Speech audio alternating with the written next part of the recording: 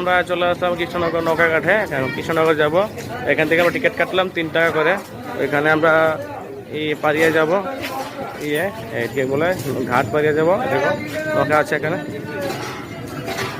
ঠিক আছে, বসে আছে। এই নৌকাতে যাব আমরা ওই ঘাটের থেকে কৃষ্ণনগর ঘাটে যাব। ওইখান থেকে অটো নেব বা টোটো নেব, নিয়ে তারপর আমরা আবার রেল ধরবো শিয়ালদার জন্য।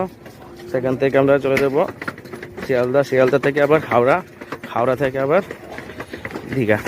ঠিক আছে, চলো উঠে গেলাম। এই যে নৌকা, এই নৌকা দিয়ে আমরা চলে যাবো এখানে। ঠিক আছে, চলো। মাঝে মধ্যে ঘুরতে আসো, তাহলে একটা মজাটা পাবে সবাই। এখানকার হাওয়াটাই ভালো লাগছে, গরম রোদ্দুর মধ্যে একটু হাওয়া দিচ্ছে, ঠান্ডা হাওয়া সে লাগছে, খুব ভালো লাগছে। আরো লোক উঠছে এখানে, আরো লোক উঠছে। হ্যাঁ, ইঞ্জিনওয়ালা। হ্যাঁ, এটা আওয়াজ হবে।